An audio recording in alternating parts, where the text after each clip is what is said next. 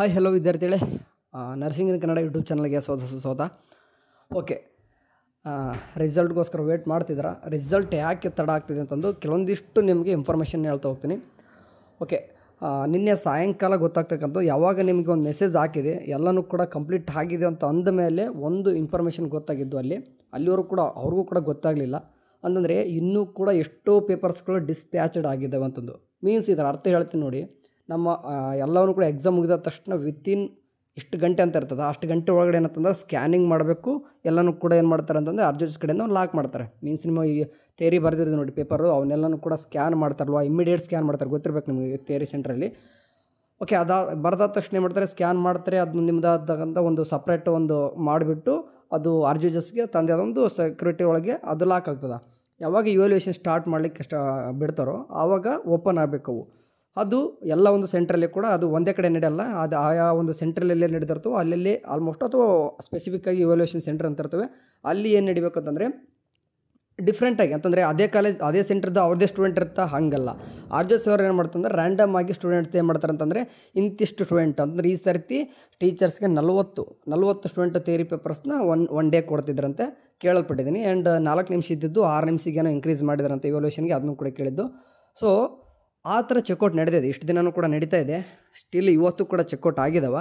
ಮತ್ತು ನಿನ್ನೆ ಕಂಪ್ಲೀಟ್ ಆಯ್ತಲ್ಲ ಬ್ರದರ್ ಅಂತ ಅನ್ಬೋದು. ಹೌದು, ಯಾಕೆಂತಂದರೆ ಇದು ಡಿಸ್ಪ್ಯಾಚ್ಡ್ ಮೀನ್ಸ್ ಅವ್ರಿಗೆ ಓಪನ್ ಆಗಿದೆ, ಎಲ್ಲನೂ ಕೂಡ ಮಾಡಿದಾರ. ಬಟ್ ನಿನ್ನೆ ಸಾಯಂಕಾಲ ಎಷ್ಟೋ ಪೇಪರ್ಸ್ಗಳು ಇನ್ನೂ ಕೂಡ ಓಪನ್ ಆಗಿಲ್ಲ. ಅಂತಂದ್ರೆ ಅದಕ್ಕೆ ಡಿಸ್ಪ್ಯಾಚ್ಡ್ ಅಂತಂದರೆ ಪ್ಯಾಚ್ಡ್ ಆಗಿರೋದು ಡಿಸ್ಪ್ಯಾಚ್ಡ್ ಅಂತಂದರೆ ಕರೆಕ್ಟ್ ಓಪನ್ ಆಗಿಲ್ಲ. ಸೊ ಹಂಗಾಗಿ ಇನ್ನೂ ಕೂಡ ಕೆಲವೊಂದಿಷ್ಟು ಪೇಪರ್ಸ್ಗಳು ಇನ್ನೂ ಕೆಲವೊಂದಿಷ್ಟು ಬಂದು ಭಾಳಷ್ಟು ಪೇಪರ್ಸ್ಗಳು ಹಾಗೆ ಹೇಳ್ಕೊಂಡಿದ್ದಾವೆ. ಸೊ ಅದು ಇನ್ನೂ ಕೂಡ ನಡೀತೈತೆ. ಅಂತಂದರೆ ಇನ್ನೂ ಕೂಡ ಇವಾಗಂತೂ ನಾಳೆ ನಿಮಗೆ ಗೊತ್ತಿರುವಾಗೆ 4th ಸ್ಯಾಟರ್ಡೇ ಮತ್ತು ಸಂಡೇ ಇವ್ಯಾಲ್ಯೂಯೇಷನ್ ಅಂತೂ ನಡೆಯೋದಿಲ್ಲ. ಇನ್ ಕೇಸ್ ಎಲ್ಲನೂ ಕೂಡ ಕಂಪ್ಲೀಟ್ ಆಗಿದ್ದರೆ ರಿಸಲ್ಟ್ ಬರ್ಬೋದಿತ್ತು. ಬಟ್ ಇವ್ಯಾಲ್ಯೂಯೇಷನೇ ಕಂಪ್ಲೀಟ್ ಆಗಿಲ್ಲ ಅಂತಂದರೆ ರಿಸಲ್ಟ್ ಯಾವ ರೀತಿ ಎಕ್ಸ್ಪೆಕ್ಟ್ ಮಾಡ್ತೀರಾ? ಸೊ ಹಂಗಾಗಿ ನಾಳೆನೂ ಕೂಡ ನಿಮ್ಗೆ ಹಂಗೆ ಅಂದ್ಕೊಂಬಿಡಿ, ಸಂಡೇನೂ ಕೂಡ ಏನೂ ಕೂಡ ಇವ್ಯಾಲ್ಯೂಯೇಷನೇ ನಡೆಯಲ್ಲ. ಸೊ ಇನ್ನೂ ಕೂಡ ಅಂದರೆ ಸೋಮವಾರ, ಮಂಗಳವಾರ, ಬುಧವಾರವರೆಗೂ ಕೂಡ ಇವ್ಯಾಲ್ಯೂಯೇಷನ್ ಹಿಡಿಬಹುದು. ಅದಾದ ತಕ್ಷಣ ಪಿನ್ ಮಾಡೋ ಪ್ರೊಸೆಸ್ ನಡೀತೈತೆ. ಸೊ ಆಗ್ಲಿಕ್ಕಂತಂದ್ರೆ ನೆಕ್ಸ್ಟ್ ವೀಕು ಬಂದರೆ ಎಂಡಿಗೆ ಬರ್ಬೋದು. ನಾನು ಹೇಳ್ತೀನಿ ನೋಡಿ, ಎಂಡಿಗೆ ಅಂತಂದರೆ ಸ್ಯಾಟರ್ಡೇ, ಫ್ರೈಡೇ ಈ ರೀತಿ ಬರ್ಬೋದು. ಇಲ್ಲ ಅಂತಂದರೆ ಆಗಸ್ಟ್ ಫಸ್ಟ್ ವೀಕೇ ಅಂದ್ಕೊಂಬಿಡಿ ನಿಮ್ಮ ರಿಸಲ್ಟು. ನಾವು ಅಂದ್ಕೊಂಡಿದ್ವಿ, ಯಾಕಂತಂದರೆ ಎಲ್ಲನೂ ಕೂಡ ಮುಗೀತಪ್ಪ, ಇನ್ನೇನು ಪಿನ್ ಮಾಡ್ತಾರೆ, 1-2 ಡೇಸಲ್ಲಿ ಪಿನ್ ಮಾಡಿಬಿಟ್ಟು ಮಂಡೇ ಆದರೂ ರಿಸಲ್ಟ್ ಬರುತ್ತೆ ಅಂದ್ಕೊಂಡೆ ನಾನು. ಬಟ್ ನಿನ್ನೆ ಸಾಯಂಕಾಲ ನಿಮಗೆ ಮೆಸೇಜ್ ಹಾಕಿದ ಮೇಲೆ ಗೊತ್ತಾಗಿದ್ದು ಇನ್ನೂ ಕೂಡ ಡಿಸ್ಪ್ಯಾಚ್ಡ್ ಆಗಿದ್ದಾವೆ, ಇನ್ನೂ ಕೂಡ ಎಷ್ಟೋ ಪೇಪರ್ಸ್ಗಳು ಹಂಗೆ ಉಳ್ಕೊಂಡಿದ್ದಾವೆ ಅಂತಂದು.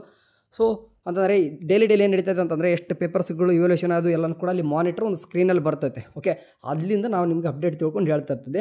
ಸೊ ಸದ್ಯಕ್ಕೆ ಅವರೇ ಹೇಳಿರ್ತಕ್ಕಂಥ ಅಫಿಷಿಯಲಾಗಿ ಸದ್ಯಕ್ಕೀಗ ಇನ್ನೂ ಕೂಡ ಲೇಟ್ ಆಗುತ್ತೆ. ಅಂತಂದರೆ ನೆಕ್ಸ್ಟ್ ವೀಕ್ ಎಂಡಿಗೆ ಹೋಗ್ಬೋದು, ಇಲ್ಲಾಂದರೆ ಆಗಸ್ಟ್ ಫಸ್ಟ್ ವೀಕೇ ಹೋಗುತ್ತಾ ಇನ್ಫಾರ್ಮ್ ಮಾಡ್ತೀನಿ. ಇನ್ ಕೇಸ್ ಎಲ್ಲನೂ ಕೂಡ ಕಂಪ್ಲೀಟಾಗಿ ಪಿನ್ ಮಾಡೋ ಪ್ರೊಸೆಸ್ ಸ್ಟಾರ್ಟ್ ಆಯ್ತು ಅಂದರೆ ವಿತಿನ್ 2 ಡೇಸ್ ಅಂದರೆ ಪಿನ್ ಮಾಡೋ ಪ್ರೊಸೆಸ್ ಸ್ಟಾರ್ಟ್ ಆಗಿಬಿಟ್ರೆ ವಿತಿನ್ 2 ಡೇಸಲ್ಲಿ ನಿಮ್ಮ ರಿಸಲ್ಟ್ ಬರ್ತದೆ. ಸೊ ನೋಡಬೇಕು ಅಂದರೆ ಯಾವೆಲ್ಲ ಉಳ್ಕೊಂಡು ಏನು ಅಂತಂದು ಕಂಪ್ಲೀಟಾಗಿ ಡೀಟೇಲ್ಸ್ ನಮಗೂ ಕೂಡ ಗೊತ್ತಾಗಬೇಕು. ಗೊತ್ತಾದ ತಕ್ಷಣ ಹೇಳ್ತೀನಿ. ಅಲ್ಲಿವರೆಗೂ ಚಾನಲ್ ನೋಡ್ತೀರಿ. ಟೇಕ್ ಕೇರ್, ಬಾಯ್.